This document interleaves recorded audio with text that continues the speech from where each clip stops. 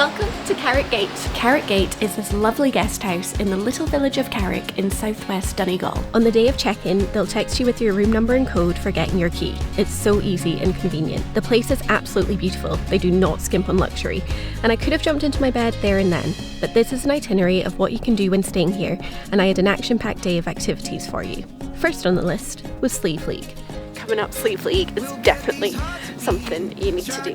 They're the tallest sea cliffs in Europe. Oh, shit steep.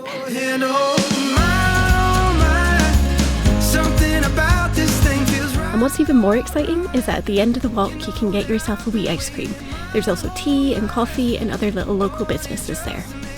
The sun came out then, so I decided to head to a beach not far from Carrick Gate. So I am currently at the Silver Strand. It's one of my favourite beaches in the entire world. You have the whole place to yourself. I can't not go in for a swim because it's absolutely stunning and I'll never forgive myself if I don't. So I'm going back up to the car to get my swimming costume. Ah, the waves are coming!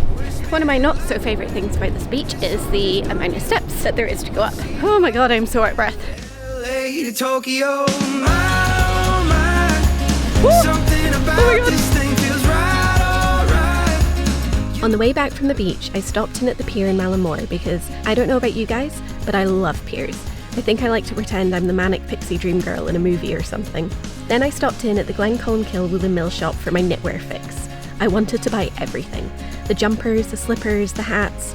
The lovely woman working there even invited me into the workshop to see the loomers. After catching the sunset at Glen Beach, I could have done with a nap, but my auntie had booked us dinner at the Blue Haven Country Hotel, which has beautiful views across Donegal Bay.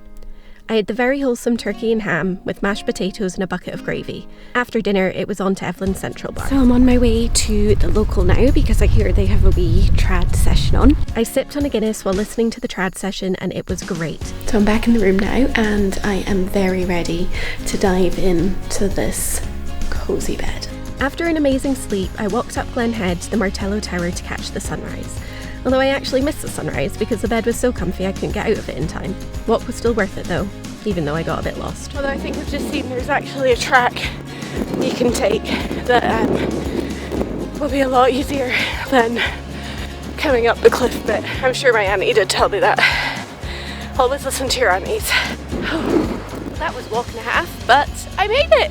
Yahoo! And look, the tower is in the background.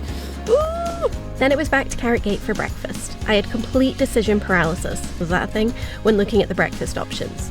There were cereals, yogurts, fruit, bread, ham, salami, cheese, pancakes, croissants, juice, and any hot drink under the sun. Being obsessed with continental breakfast, I had a little bit of everything, plus a cappuccino.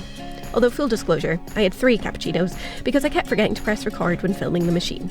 I'm such a good vlogger. I'm absolutely buzzing after all those coffees, so I'm going to walk it off by doing the Carrick River Walk. It's right beside Carrick Gate, so definitely a nice thing to do after you've had your breakfast and just go for a wee wander. Then I went to the iconic and extremely cosy Rusty Mackerel for lunch.